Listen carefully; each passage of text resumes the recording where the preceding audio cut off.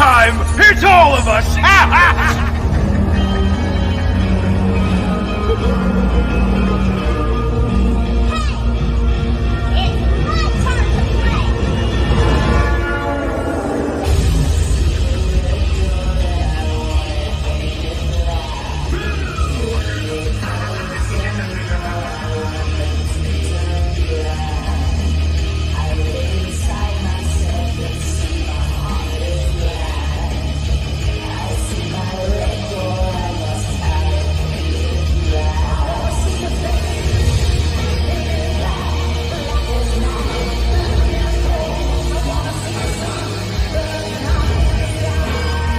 You bring your friends. I'll bring mine.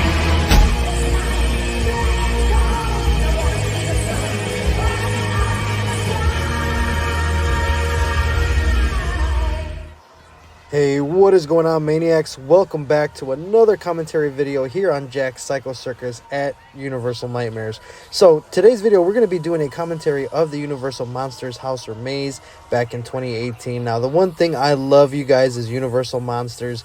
And the crazy thing about this maze is that it starts partially outside, and then we make our way into the actual maze itself, which is absolutely crazy.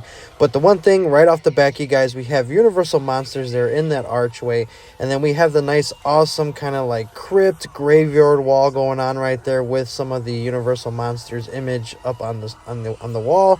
And then we go into it, we see the nice little crypt, we see the old dead just grass and trees and all that good stuff. We see the decrepit crypts right there. We got the vines that are just crawling over all of the mausoleums. Not to mention those two guardians right there of like the Reaper monks or whatever you want to call them. But going into the castle or maybe the mausoleum that's going to lead us into God knows what when it comes to Universal Monsters. This is probably one of the houses that I think is absolutely amazing because, we saw the Wolfman. We see Frankenstein. If you guys watch the movie, you guys know the poor fate of the little girl right there. But the one thing that's cool about the Universal Monsters is that it is a whole different type of universe. And there's just so much that when you bring it together, it just gives you that ultimate feeling of just horror, Halloween, and just the original classics, the monsters that started it all, that made us love horror, that just made the inspiration for other horror icons such as Freddy, Michael, so on and so forth. But they did a really good design. They did a really good job putting this maze together, in my opinion. We got a taste of pretty much all the Universal Monsters that we, know to come to love. And not only that, but it's just the set details of it. So, like, if you look at here, we kind of got, like, the burning windmill, right, that we're going to be going into. And just the fire effects. Look at that. We got the fog going on. We feel like we're actually immersed inside a burning windmill. And, it's just all the little different things that I think as we go through as HHN fans, a lot of these details we are being seen. We're like right now we're doing commentary. We're talking about it, right? Metal doors like the vault. So we get a chance to actually slow down and see some of the detailing in the artwork right here, like with the movie posters. But when you're going through it, it's all pretty fast, right? We got to get through the group pretty fast. You go through, so you kind of miss some things. But that's why I want to do the commentary, because all this stuff, you guys, is stuff that we have to take time and actually appreciate. This takes time, this takes money. But the main important thing is that even though all the time and money that it takes to put these houses and mazes together, it's just the detail is amazing. Look at that. We have the Invisible Man, right? Just that graphic to get that Invisible Man look and feel right there to make you feel that he's actually invisible was just crazy. But the sets, everything is just beautifully done. It is put together. It makes you feel like you're in a crypt or the church or wherever it is that we're taking place here. Like right here, we have the Phantom of the Opera. Awesome movie, awesome character. We're kind of like in maybe the attic or the mausoleum or the dungeon of the opera house. I mean, it's just a beautiful feeling and I absolutely love it. But look at that, the Phantom of the Opera, you guys. I mean, and then we're going into just other things. We got the little skeleton, like mummies or whatever you want to call them, just the bodies that are just there.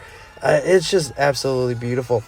Now, going into a lot of these areas were obviously dark, as you can see, but it just gives to the ambience of the house. I mean, we have a little bit of the brick wall there. We got some lighting on there to kind of show you that it's dark, but you're in a creepy, dank type of place. And I mean, I think it's really cool. You know, I wish I would have been able to experience this house myself.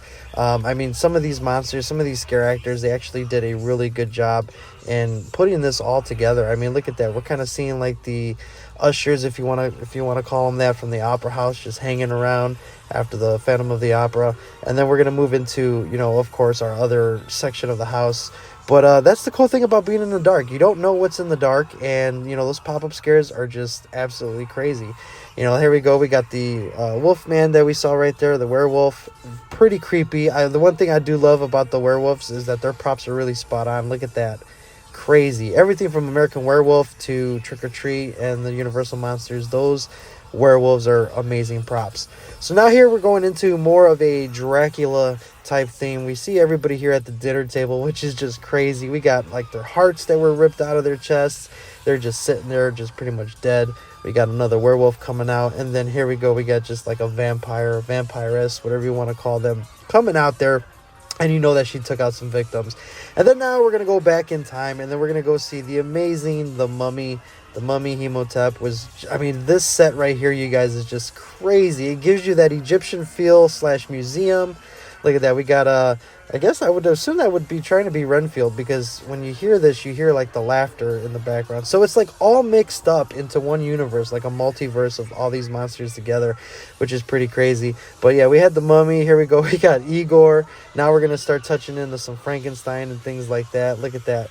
Victor Frankenstein making up some bodies, doing what he does with all his grave robbing. Look at that. Just sacks of blood all over the place. I mean, this room right here is just absolutely cool. Look at the windows.